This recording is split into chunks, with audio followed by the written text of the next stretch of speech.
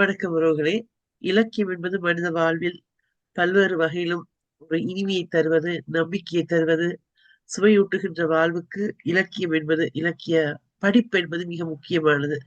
அந்த தேடலும் கற்றலும் என்பது ஒரு மனித வாழ்வை வளப்படுத்துகின்ற ஒன்று. அந்த வகையில் அத்தகைய ஒரு தேடல் தொடர்ச்சியாக பல்வேறு நூல்களை கற்று ஆய்ந்து அவற்றை ஒரு நுனிப்புல் மேயாமல் மிக சுவைபட தருகின்ற ஒரு எளியவர் இலக்கிய வாசகர். இன்னும் சொல்ல போனால் ஒரு வித்தியாசமான கோணங்களில் சிந்திக்கின்ற தனா அவர்களை இப்பொழுது நாங்கள் நினைத்துக் கொள்கின்றோம்.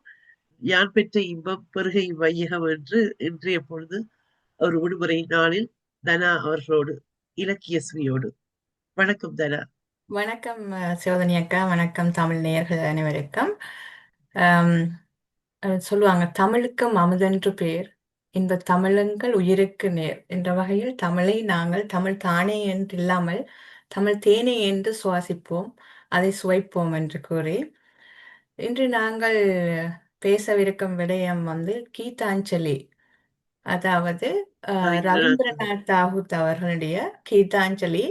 இதை ஏன் நான் எடுத்து வந்தேன் என்று சொன்னால், இந்த நூலுக்கு நோபல் பரிசு பெற்றது. இந்த நூலுக்காக அதாவது ஆசிய கண்டத்திலே மற்றும் இந்தியாவிலே முதன் முதலாக நோபல் பரிசு பெற்ற நூல் இந்த இவருக்கு தான் கிடைச்சது. முதலாக கிடைத்த அவார்டு சொன்னால் அது இந்த ரவீந்திரநாத் தாகூருக்கு இந்த நூலுக்காக கிடைத்தது. அந்த வகையில இந்த இந்த நூலின் சிறப்பு என்னவாக இருக்கும் என்று நாங்கள் ஆராய்ந்து பார்க்க வகையில தான், அதாவது நோபல் பரிசு கிடைத்ததுன்னு சொன்னால் அது கொஞ்சம் கொஞ்சம் கூடுதலான சிறப்பாக இருக்கத்தான் வேணும் என்ற படியில இதை கொஞ்சம் ஆராய்ந்து பார்க்கும் பொழுது இதை 1900 இவர் முதலே கீதாஞ்சலி என்று வங்காள மொழியில் எழுதியிருக்கிறார். முதல் வங்காள மொழி தான் ரவீந்திரநாத் எழுதியிருந்தார். தாகூரை தெரியும் என்று சொன்னால் இந்திய தேசிய கீதத்தை எழுதியவர் ரவீந்திரநாத் தாகூர். அப்ப அவருடைய அப்ப எல்லாருக்குமே அந்த வகையில அவரை தெரிந்திருக்கும். இந்த கவிஞரை எல்லாருக்கும் தெரிந்திருக்கும். அதே நேரம் இதுவும் இவருக்கு இன்னொரு சிறப்பு அம்சம் இந்த நோபல் பரிசு கிடைத்தது இந்த நூலுக்காக வேண்டி. அவர் அப்ப வங்காள மொழியில் எழுதியதை பலர் மொழி மாற்றினார்கள். இவர் அவரே அவரே இதை தனது கடைசி காலத்துல இதை மொழிபெயர்த்திருக்கிறார். கீதாஞ்சலி என்ற நூலிலிருந்து 50 பாக்களை எடுத்து பிறகு தனது பிற தொகுப்புகளில் பிற கவிதை தொகுப்புகளில் இருந்து 53 பாடல்கள், மொத்தமாக 103 பாடல்களை தொகுத்து சாங் ஆஃபரிங் என்று ஆங்கிலத்தில் மொழிபெயர்த்திருக்கிறார். இவரே மொழிபெயர்த்திருக்கிறார். அப்ப இந்த இந்த இந்த நூல் அவார்டு கிடைப்பதற்காக, இந்த பரிசு நோபல் பரிசு கிடைப்பதற்கு யாரு உதவி செய்திருக்காருன்னு சொன்னால் WB ஈட்ஸ்ன்னு சொல்லி அவர் ஒரு ஐரிஷ் கவிஞர். அந்த இலக்கியவாதி. கவிஞர் அவரும் ஒரு இலக்கியவாதி, ஒரு நாடாளுமன்ற உறுப்பினர். அந்த வகையில இவர் இந்த நூலை எடுத்துக்கொண்டு இவருக்கு அந்த நோபல் பரிசு கிடைப்பதற்கு உதவி செய்திருக்கிறார். இவர் ரெக்வஸ்ட் பண்ணல, உதவி செய்திருக்கிறார். அந்த இடத்துக்கு கொண்டு அவருக்கு உதவி செய்திருக்கிறார். ஆனால் அவருக்கே 1923ஆம் ஆண்டுதான் அவருக்கு ஒரு நோபல் பரிசு கிடைத்தது.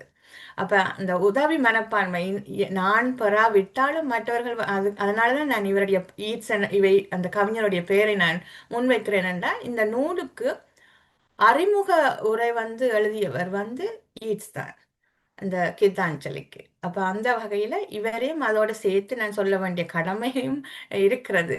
இப்ப கீதாஞ்சலி எப்படி எங்களுடைய தமிழ் மக்களுடைய மனங்களுக்குள்ள ஒரு இடம் பிடிக்கின்ற வகையில் இருக்கின்றது. அதைத்தான் நான் இங்க கூற வேண்டாம். இந்த கீதாஞ்சலியை நாங்கள் அதாவது அப்படி பார்க்க வேண்டும். எங்களுடைய தமிழில் இல்லாத சிறப்பு எங்கும் இல்லை. அது உண்மை. எங்குமே இல்லை. அதனால தான் இதுல என்ன சிறப்பு இருக்கிறது. எங்களுக்கு அவார்டு அதாவது நோபல் பரிசு கிடைக்காவிட்டால் அது சிறப்பு இல்லை என்று இல்லை. அந்த அதை விட வகையில் எங்களுக்கு தமிழர்களுக்கு என்ன கிடைக்கவில்லை என்று, அதாவது உதாரணத்துக்கு சொல்லுவார்கள், பாலசுப்ரமணியம் மாதிரி பாடுவதற்கு இந்த உலகத்தில் நிறைய பேர் இருக்கிறார்கள். ஆனா பாலசுப்ரமணியன் தான் மிக பிரபலமான பாடவராக அவருக்கு ஒரு அதிர்ஷ்டம் கிடைத்தது ஒழிய, அவரை போல பாடக்கூடிய, அவரை விட சிறப்பாக பாடக்கூடியவர். பாடக்கூடியவர்கள் இந்த உலகத்திலே இருக்கிறார்கள். ஆனால் ஒன்றுதான் வெளியில வரும், அந்த அவர்களுடைய அதிர்ஷ்டத்தை. அதே மாதிரி எங்களுடைய தமிழில் நோபல் பரிசு கிடைக்காதவர்கள் இருக்கிறார்கள். ஆனால் தமிழுக்கு நான் நோபல் ஒரு பரிசு கிடைக்கவில்லை என்பதற்கு காரணமே தமிழர் தான். அந்த ஆமாம். அப்ப அந்த அது கிடைக்க அதனுடைய மேன்மை, அதாவது இன்றைக்கும் ஒரு மொழியை இன்னும் நசுக்க வேண்டும் என்று சொல்லி அஹ், ஏன் முனைகிறார்கள் என்று சொன்னால், அந்த மொழியினுடைய சிறப்பு, அந்த மொழியினுடைய தனிமை. முன்னேற்றம், மகிமை, இதை எல்லாத்தையும் தடுத்து நிறுத்த வேண்டும் என்று. ஏன்னா சாதாரண ஒரு கீழ்ப்பட்ட ஏழையோடு போய் மோத மாட்டாங்க. எங்கேயாவது பெரிய இடத்துல இருந்து தனக்கு எதிராக ஒன்று உருவாகுது என்ற உடனே தான் அதனை கிள்ளி அறிந்து விட வேணும் என்று சொல்லி பல பேர் முனைவார்கள். அந்த வகையில் தமிழ் மொழி வந்து முன்னுக்கு நிற்கிறது. அதை அம், கிள்ளி அதை எறிந்து விட வேணும் என்று பல முனைந்து கொண்டும் இருக்கிறார்கள். ஆனா அந்த வகையில் அந்த அந்த மொழி இன்னும் வளர்ந்து கொண்டே கிளை விட்டு வளர்ந்து கொண்டு போகிறது எமது மொழி. தமிழின் சிறப்பு. இத்தகைய தமிழின் தமிழில் சிறப்பு. இல்லாத சிறப்பு எது உங்களை கீதாஞ்சலி ஆஹ் உள்ள அதை இந்த ஒப்பீடு உங்களை அதை ரசிக்க வைத்தது? இல்ல, நான் ஏன்னு பார்க்கும்பொழுது ஒவ்வொரு ஸ்டான்ஸா, அதாவது இந்த 103 ஸ்டான்ஸான்னு சொல்லுவாங்க, அந்த பாடல் பான்னு சொல்லுவார். அந்த பாடல் ஒவ்வொரு பாடலும் சித்தர்கள் பாடல்கள் மாதிரி இருந்தது. அந்த சித்தர்களுடைய சிந்தனைகள், நான் ஏன் இதை கொண்டு வருகிறேன்னு சொன்னால், நான் இந்த பன்னிரு சில பேர் கேட்கலாம், ஏன் பன்னிரு தேவாரங்கள்ல இல்லையா? அதாவது ஆன்மீக வேறு பாடல்களில் இல்லையான்னு சொன்னால், இது கூடுதலாக சித்தர்கள் பாடல்கள் மாதிரியான சிந்தனைகளைத்தான் இவர் தொட்டு வந்திருக்கிறார்னு சொன்னால், இவர் எந்த ஒரு கடவுளையும் குறிப்பிடவில்லை. கடவுள் என்றுதான் சொல்லுகிறார்கள் ஒழிய, குறிப்பாக இந்த கடவுள் தான் என்று குறிப்பிடவில்லை. ஒரு மெய்ஞான தேடலோடு அவற்றை பாடல்கள். மெஞ்ஞானத்தை மெஞ்ஞானத்திலிருந்து இறைவனை தேடுகிற அந்த மாணிக்க வாசகர் சொல்லுவார். மாணிக்க வாசகர் இந்த அழுது அழுது புலம்பி புலம்பி இறைவனை தேடின ஒருவர் என்று சொன்னால் எங்கள் நாயன்மார்களில் மாணிக்க வாசகர் அழுவார், அழுது அழுது இதன்னுவார். அப்ப அந்த வகையில இவர் இந்த மாணிக்க வாசகர் வந்து நாயை விட தன்னை கீழாக பாவிச்சுத்தான் பாடல்களை எழுதியிருக்கிறார். நாயினும் கீழாய் என்று சொல்லி வருகிறது அல்லவா? அதே மாதிரி அந்த இதுலயும் இருக்கு. அபிராமி பட்டர்ன்னு சொல்லுவார், நாயேனையும் ஒரு பொருளாக நயந்து வந்து நீயே நினைவின்றி ஆண்டு கொண்டாய், நின்னை உள்ளவண்ணம் பேயேன் அறியும் அறிவு தந்த. அதன் மாணிக்கவாசர் சொல்லுவார், அவனருள் ஆளே அவன் தாழ்வன். அப்படித்தான். கடவுளின் இந்த அருள் கிடைக்காமல் கடவுளை நாங்கள் பாட இயலாது. அப்ப அந்த அந்த ஒரு சிந்தனை வரும் என்று சொன்னால் அதுவும் அவனாலே தான் வர வேண்டும் என்ற மாதிரி தான். அப்ப இவரே நான் இதை ஒப்பிட்டு பேசுறேன்டா, அவருடைய கவிதையில இருக்குது. இவர் ஒரு வீதியிலே இருக்கிறார். அந்த வீதியிலே வந்து எப்படி இருக்கிறார், தன்னை எப்படி புனைகிறாருன்னு சொன்னா, நான் ஒரு பிச்சைக்கார பெண் போலே இருக்கிறேன். ம். நான் பிச்சைக்கார பெண் போலே இருக்கிறேன். போகிறார்கள் வருகிறார்கள், போய் வந்து கொண்டே இருக்கிறார்கள் அந்த வீதியிலே. நான் யாருக்காக இருக்கிறேன்? இறைவனின் வருகைக்காக இருக்கிறேன். ஆனால் போகிறவர்களை ஏளனமாகவும் அவமானமாகவும் பார்க்கிறார்கள். அப்ப நான் இந்த பிச்சைக்கார பெண். அப்ப அது சொல்றேன், என்னுடைய பாவாடை, அந்த பாவாடையால் என் தலையை மூடிக்கொள்கிறேன் என்றால் அவ்வளவுக்கு என்னை ஏளனமாக பார்க்கிறார்கள். எனக்கு அது அவமானமாக இருக்கிறது. சில பேர் கேட்கிறார்கள், நீ ஏன் இதில் இருக்கிறாய் என்று கேட்கிறார்கள். எனக்கு பதில் கூற முடியவில்லை. ஏனென்றால் நான் உனக்காகத்தான் இருக்கிறேன் என்று சொன்னால் அவர்கள் இன்னும் ஏளனம் செய்வார்கள். ஏனென்று சொன்னால் இது ஒரு பைத்தியம். ஆமா. அந்த மாதிரித்தான் அந்த பித்தன் என்றாலும் அந்த பித்த அது கிட்டத்தட்ட இவர் வந்து சொல்லுவார், ஒரு கடவுளை அடையும் பொழுது ஒரு பித்த நிலை வந்துவிடும். அது ஒரு மோக நிலை, அல்லது இன்னும் சொல்ல போனால் ஒரு முத்தி நிலை என்று சொல்றது அதுதானே. ஆனா அது மற்றவர்களுக்கு பைத்திய நிலையாக முத்தி இருக்க, நிலை. முத்தி நிலை, இப்ப அந்த முத்தி நிலை. விசச்செல்லப்பா எங்கட நாட்டுல கூட சிலப்பா சுவாமிகளை விசச்செல்லப்பான்னு சொன்னார்கள். ஆனால் யோக செல்லப்பா சுவாமிகள் எல்லாருமே தான் கூடுதலாக அந்த கூடுதலாக இறைவனுடைய சிந்தனைகள் போன பிறகு அவர்கள் தாங்கள் என்ன செய்கிறார்கள் என்று அவர்களுக்கே தெரியாது. வேற பொதுவாகவே நிலையில் வித்தியாசமாக இருப்பார்கள். சிந்திக்கின்றவர்களே பைத்தியம் என்று சொல்லுகின்ற ஒரு பாங்கு இருக்கிறது. பாரதியை கூட அப்படி சொல்லியிருந்தார்கள். ஒரு கவிஞர்கள் வந்து நீங்க பாத்தீங்கன்னு சொன்னா, கவிஞர்கள் ஒரு கட்டத்தில் நீங்க பாருங்க, அவர்கள் ஆரம்பத்தில் எழுதிய கவிதைக்கும் அவர்கள் போக போக இறுதியில் எழுதிய கவிதைக்கு நிறைய வித்தியாசம் உண்டு. ஏன்னா அந்த நிலையில் அவர்கள் ஒரு ஒரு போய்விடுவார்கள், கட்டுக்கடங்காத. புரிந்துணர்வுகள் வந்துவிடும். உலகம் அதோடு என்ன அவர்கள் புரிந்து கட்டுக்கடங்காத கொள்ள நிலைக்கு விடுவார்கள். போய்விடுவார்கள் இல்லையா? சரி, இப்ப நீங்க சொன்ன அந்த சித்தர்கள் வாழ்வு உண்மையில் சித்தர்கள் சொல்கின்றவர்களே எந்த ஒரு சமயத்துக்கு அப்பாற்பட்டு இயற்கையோடு இந்த பிரபஞ்சத்தோடு அல்லது இயற்கையோடு தமக்குள் இருக்கின்ற உள்ளக ஆற்றலை உணர்ந்து கொண்டு ஒரு ஒரு வலுநிலையை மெய்ஞான தேடலோடு பெற்றுக் கொண்டு வரணும். அப்படிப்பட்ட சித்தர்களுடைய பாடல்கள் சித்தர்கள் வந்து என்ற நீங்க சொன்னால் சித்தர்கள் வந்து நான் எல்லாரும் நினைப்பாங்க ஓ மெஞ்ஞானத்தை அடைவதற்கு தான் சித்தர்கள் என்று. நீங்க இப்ப இந்த முதல் முதல் பாட்டிலே இருக்குது. அவர் எங்களுடைய மனித உடம்பை சொல்கிறார் ஃப்ரைல் வெசல் என்று சொல்லி இந்த இப்ப ஃப்ரைல் நீங்க வெசல் ரவீந்திரநாத் தாகூர் இந்த கவிதையை சொல்றீங்க. தாகூரத்துன்னு சொல்றேன் நான். ரவீந்திரநாத் தாகூர் முதல் பாட்டிலேயே சொல்கிறார் அந்த இந்த உடம்பு வந்து உடைகின்ற பாத்திரம். இந்த உடைகின்ற பாத்திரத்தை இறைவன் அந்த உயிர் கொடுத்து அனுப்புகிறான். அந்த அந்த பாத்திரம் வந்து பிறகு உடைந்த பிறகு திருப்பியும் ஒரு பாத்திரத்தை செய்து திருப்பியும் ஒரு உயிரை அனுப்புகிறான். அப்ப இதை நீங்க எங்கட தமிழ்ல வந்து கடுவெளி சித்தர் இருக்கிறார். அந்த கடுவெளி சித்தர் வந்து சொல்லுவார் நந்தவனத்தில் ஒரு ஆண்டி ஆண்டி அவன் 4 மாதமாய் குயவனை இவனை வேண்டி வேண்டி கொண்டு வந்தான் வந்தான் ஒரு ஒரு தோண்டி தோண்டி. அதை அந்த குத்தாடி அந்த குத்தாடி அதை கூத்தாடி கூத்தாடி துடைத்தார். கோட்டை தாண்டி. அப்ப அந்த அந்த 4 மாதம்ன்றது 10 மாதம் சுமந்து ஒரு உயிர் பிறக்கிறது.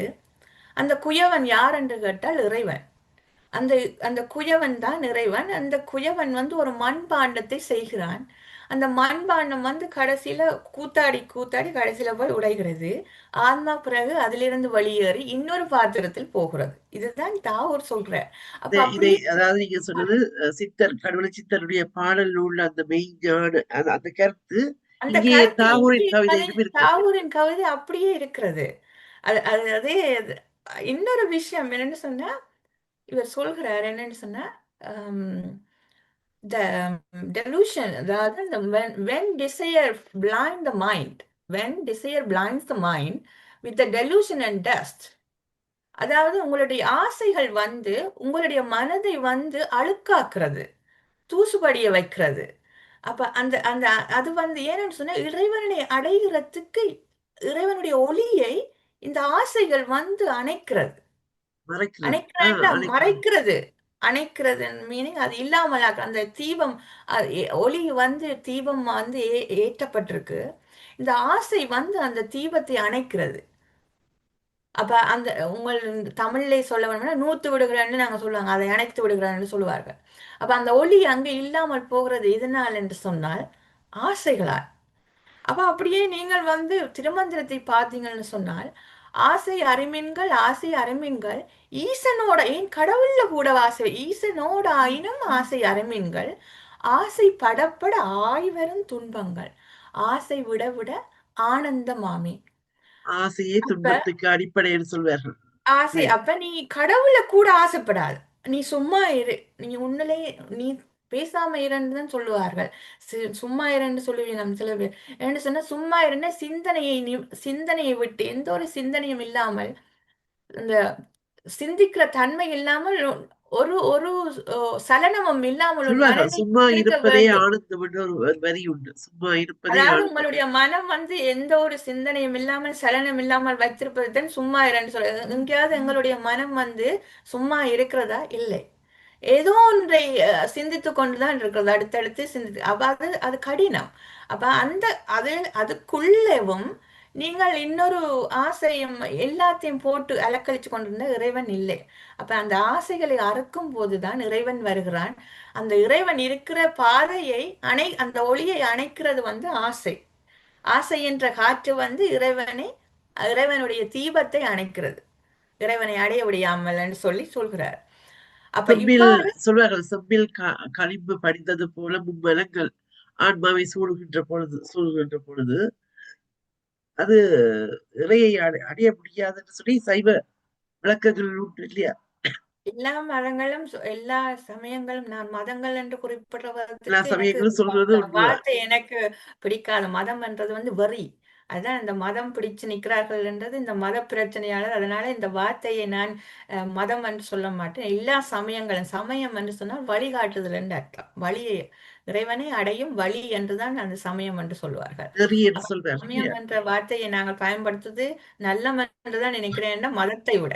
அப்ப எல்லா சமயங்களும் வந்து இறைவனை அடையும் வழியை நன்றாக, அதற்கு பிறகு வந்து திரித்து திரித்து வந்து இன வேறுபாடு, அதாவது கேளடா மானிடவா கீழோர் மேலோர் இல்லை, பாரதியார் சொல்லியிருக்கிறார். அப்ப பாரதியார் சொல்லவில்லை, தாகூரும் சொல்லியிருக்கிறார். என்ன ஒரு கட்டத்தில் என்ன சொன்னா, நான் இறைவனை குனிந்து, அதாவது நான் குனிந்து இறைவனுடைய பாதத்தை நான் தொட தொட தொட முயற்சிக்கிறேன். ஆனா இறைவனுடைய பாதத்தை நான் அதாவது அடைய முடியவில்லை. அந்த அந்த இறைவனுடைய பாதம் இருக்கிற அளவு வந்துக்கு என்னால் குனிந்து அந்த இறைவனுடைய பாதத்தை நான் அடைய முடியவில்லை. ஏனென்றால் அந்த இறைவனுடைய பாதம் எங்கே இருக்கிறது என்று சொன்னால், த புவரஸ்ட், த லவ்லியஸ்ட், த லாஸ்ட், அந்த இவருடைய, அதாவது திருவள்ளுவர் சொல்லுவார், சொல்லுவ சொல்லை பிறிதோர் சொல் அச்சொல்லை வெல்லும் சொல்லின்மை அறிந்து. ஒரு சொல்லை நாங்க சொல்லும் போது இன்னொருவர் வந்து என் சொல்லை வெல்லுவதற்கு உரிய சொல்லை நான் சொல்லக்கூடாது. என்னுடைய சொல்லை வெல்லுவதற்கு இல்லாத சொல்லைத்தான் நான் சொல்ல வேண்டும். அவர் சொல்லை பாருங்க, த புவரஸ்ட், புவர் என்று சொல்லி, த உள்ளதே ஏழையா? அழுத்தம் கொடுக்கிறார். ஏழைகளுக்கு மேலே, ஏழைகளுக்கு அவர் அந்த அழுத்தம், அந்த வார்த்தைகளில் அழுத்தம் இருக்க வேண்டும். அதுதான் சொன்னாங்க, சொல்லும் போது அடுத்த சொல், அந்த அந்த சொல்லுக்கு அடுத்த சொல் இன்னொருவர் வந்து பூக்க கூடாது, இல்லை நானே அதை அதை இதன் திருத்தக்கூடாது. அப்ப அந்த அந்த வலிமை, அந்த சொல்லுக்கு வந்து அந்த அர்த்தம் இருக்குல்ல, த புவரஸ்ட், த லவ்லியஸ்ட், த லாஸ்ட், அதாவது ஏழைக்கு மேலை, கீழ்ப்பட்டவர்களுக்கும் கீழ்ப்பட்டவர்கள், துணை இல்லாமல், தங்களுக்கு யாருமே தனிமையில், இல்லாதவர்கள் தனிமையில் இருக்கும் இருக்கின்றவர்கள். தனிமையில் இருக்கிற இடத்திலே தான் இறைவனுடைய பாதம் அவ்வளவுக்கு கீழே போய் இருக்கிறது. எங்கே? அவர்களிடம்தான் அந்த இறைவனுடைய பாதம் இருக்கிறது. அது முகமது என்னால் அந்த அந்த அந்த பாதத்தை அடைய முடியவில்லை. அப்ப முகமது நீங்க ரவி அவர்கள் சொல்வார்கள், அந்த உழைக்கின்ற கரங்கள் கரடு முரடாக பாலமாக வெடித்திருந்த அந்த உழைப்பாளியின் கரங்களை எடுத்து முத்தமிட்டு விட்டு சொல்வாராம், இறைவன் இருக்கின்றான் இங்கே என்று. அதுபோல உண்மையில் ஏழையின் சிரிப்பில் இறைவனை காணலாம் என்று சொல்வார்கள். பாடல்கள் கூட உண்டு சினிமாவில். இதோ இந்த தெய்வம், அந்த பாடல்கள் பார்த்தீங்கன்னா மற்றது இன்னொரு பாடல் திருவிளையாடலில் வருகின்றது. தெய்வம் இருப்பது எங்கே, அதை இங்கே என்று சொல்லி கடவுளை நாங்கள் இருக்கும் இடத்தை விட்டு அறிஞர் அண்ணா எங்கெங்கோ கூட தான் வந்து, தேடுகின்றோம். அறிஞர் அண்ணா கூட சொல்வார், ஏழையின் சிரிப்பு நிலை இறைவனை காணுங்கள் என்று சொல்லி சொல்லுவார். அதைத்தான் அவர் சொல்கிறார் என்றால், இந்த அதாவது இறைவன் எங்கே இருக்கிறான் என்று சொன்னால், தனக்கு எங்கே இருக்கிறான்னு, அவ்வளவு அவருடைய பாதம் வந்து எங்கே இருக்கிறான்னு, இந்த புவரஸ்ட் பீப்புள், அந்த அதாவது கீழ்ப்பட்ட, ஏழைக்கும் ஏழையான பதுவம், கீழ்ப்பட்டவர்களுக்கும் கீழ்ப்பட்டவளாகும், தனக்கு ஒருவரும் இல்லாத ஒரு இடத்திலே தான் அவருடைய பாதம் இருக்கிறது. அந்த பாதத்தை என்னால் ரீச் பண்ண, அதாவது அடைய முடியவில்லை. என்னால் தொட்டு குனிந்து அதை தொட முடியும். அவ்வளவுக்கு அந்த அந்த கால் அவர்களுக்கு இடையிலே தான் இருக்கிறது. என்றால் இறைவன் வந்து எங்கே இருக்கிறான் சொன்னால் அந்த பகுதியில தான் இருக்கிறான். ஏன் இறைவன் தொட வந்து முடியவில்லை என்றால், அவ்வளவு அழுக்கு என்னிடம் என்னிடம் மண்டி கிடக்கிறது. அந்த என்னுடைய அகம்பாவமோ அல்லது என்னுடைய செருக்குகள் எல்லாம் அடக்கி அந்த ஒரு ஏழையின் சிரிப்பில் நீங்க சொன்னது போல இறைவனை காண்கின்ற பக்குவம் ஒரு மனிதனுக்கு வர வேண்டும். அப்ப அந்த இடைவெளிக்கு தூரமாக இருப்பதற்கு காரணம் நினைக்கிறேன் தாவூர் அவர்களுடைய அதைத்தான். அவர்களுடைய அது அவர்களுடைய அதாவது பொறாமை, அந்த பஞ்சமா இதுகள் என்று சொல்லுவார்கள். போட்டி, பொறாமை, கோபம் என்று சொல்லி நிறைய விஷயங்கள் இருக்கு. அது எல்லாத்தையும் ஒவ்வொன்றாக கலந்தால்தான் இறைவனை மனதிலே இருக்க, இறைவன் இருக்கும் கோயில் எப்படி இருக்கு. இப்ப சாதாரணமாக ஒரு கோயில் சுத்தமாக இருக்க வேண்டும் என்று சொல்லுவார்கள். ஆனா உங்களை வந்து கடவுள் மனதிலே தான் கடவுள் இருக்கிறார். அப்ப கடவுள் என்ன, எங்கே நாங்கள் வைத்திருக்க வேண்டிய கடவுளை வந்து அந்த இடம் எவ்வாறு இருக்க வேண்டும்? மிகவும் சுத்தமாக இருக்க வேண்டும் அல்லவா?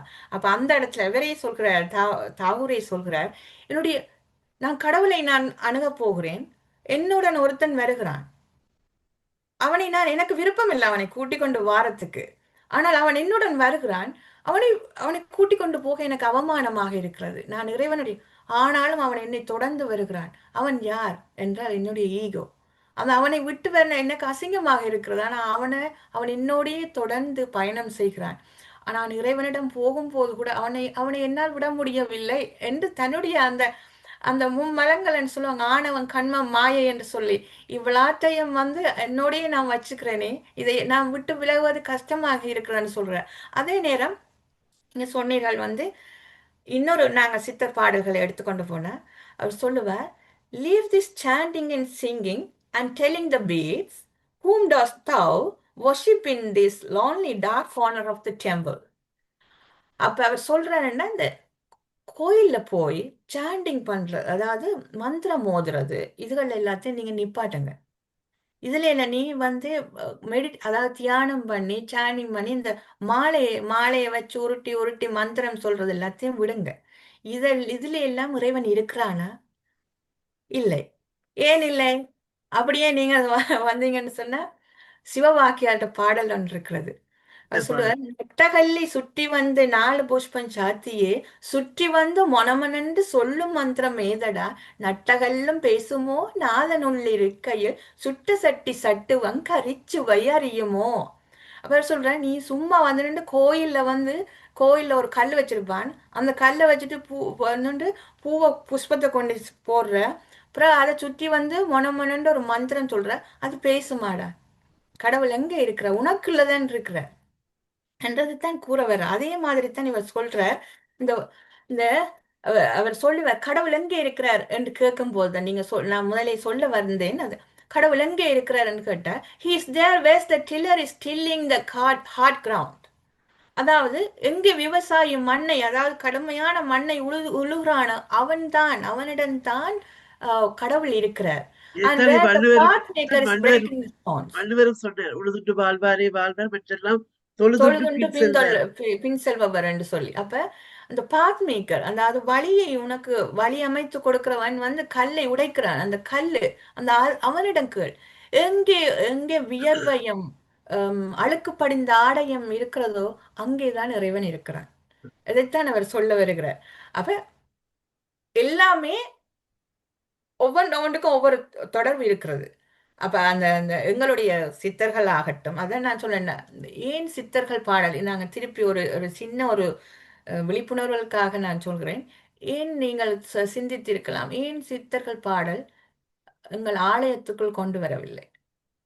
வந்தால் இங்க தொழில் போயிடும்.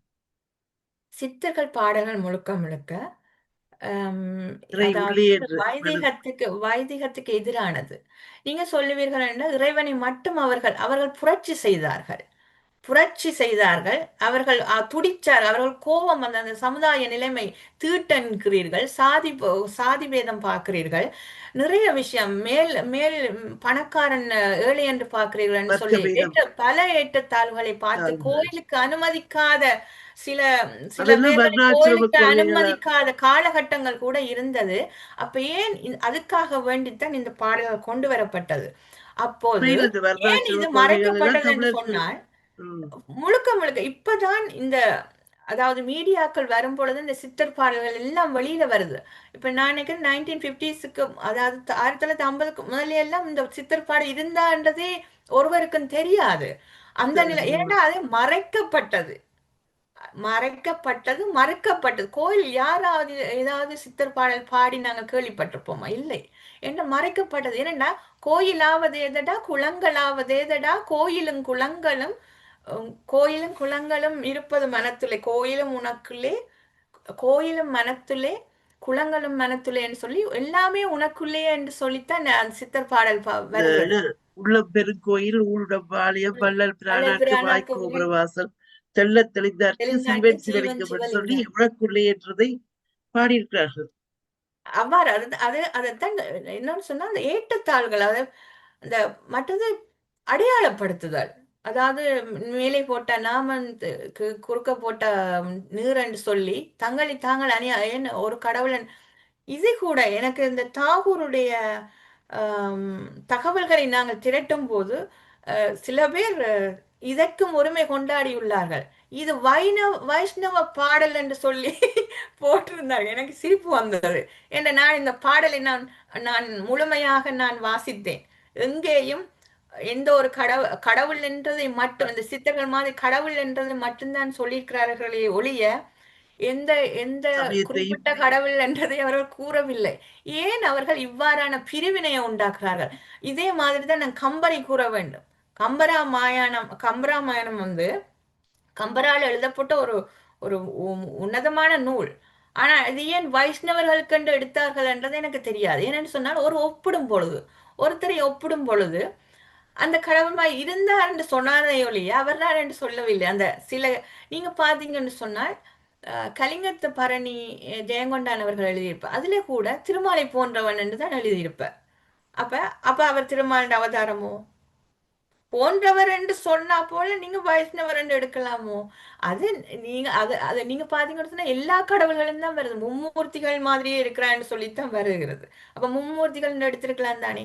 ஏன் உங்களுக்கு தேவையானதை மட்டும் உங்களுக்கு சார்பாக எடுத்துக்கொள்கிறீர்கள்? நீங்க கம்பரை சொன்ன நீங்கள் நீங்க சொன்ன விடயத்தில் தானே ரவீந்திரநாத் தாகூர் இயற்கையோடு ஒன்றிய இயல்பியல் வாழ்க்கையில் ஒரு இறை தத்துவத்தை கொண்டு வந்து அதை ஆன்மாவோடு எப்படி லயிப்பது என்ற ஒரு கலையை கவிதையாக தந்திருக்கின்றனர். உட்பொருள் ஆழமாக இருக்கிறது.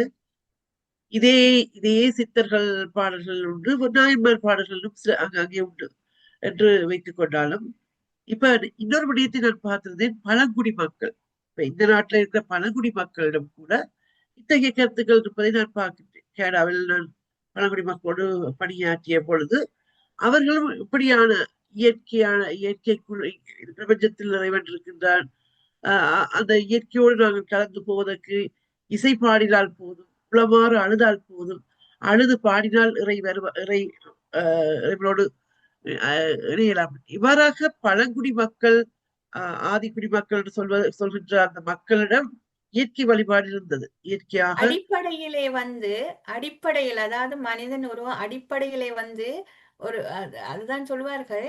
அஹ், குறிப்பாக சைவ சமயத்தை எடுத்துக்கொண்டு சொன்னால் இறைவனை வந்து சுடுகாட்டிலே எளிமையாகத்தான் காட்டியிருக்கிறார்கள். சுடுகாட்டிலே வந்து ஆடுவார் பாடுவார் இவ்வளவு தான் சொல்லியிருக்கிறார் இல்லையா? அவரை பெருசாக ஒரு ஒரு கூறவில்லை. அதே மாதிரி அடிப்படையிலே வந்து நீங்க பாத்தீங்கன்னு சொன்னால் ஆவிக்குடிகள் வந்து ஒரு ஒரு அக்னியை மூட்டி அதாவது தீயை மூட்டி அதை சுற்றி வந்து ஆடுவார்கள் பாடுவார்கள் அதுதான் இறைவன் என்று சொல்லி அது வழிபடுவார். அவர்கள் கலந்து இயற்கையோடு லயிப்பதை இயற்கையோடு லயிப்பதற்காக அஹ், அதுதான் அதை நீங்க அவர்களுடைய பாத்தீங்கன்னா இப்ப கனடாவில் இருக்கிற பழங்குடி மக்களாகட்டும், ஆப்பிரிக்காவில் இருக்கிற பழங்குடி மக்களாகட்டும், எங்களுடைய தமிழ் மண்ணில் இருந்த மக்களாகட்டும், ஆதி மக்களாக இருக்கட்டும், ஒரே வாழ்வியல் முறையை அங்கேதான் அந்த வண்ணஸ் என்று சொல்வார்கள்.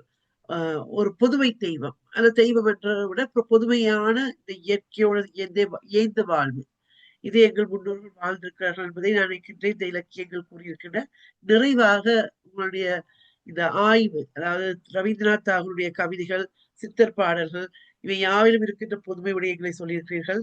நிறைவாக இவற்றிலிருந்து நீங்கள் அடுத்த வாரம் நாங்கள் நிச்சயமாக இன்னும் ஒரு தேடலோடு வரப்போகின்றோம். நிறைவாக இதை நீங்கள் எப்படி எங்களுடைய மக்களுக்கு எடுத்து செல்ல நிச்சயமாக போகிறோம்? எங்கள் எங்கள் தமிழ் மக்களுக்கு நான் சொல்ல வேண்டியது என்னன்னு சொன்னால் சமயங்கள் அதாவது மதங்களை மதம் கொண்டு பார்க்காதீர்கள்.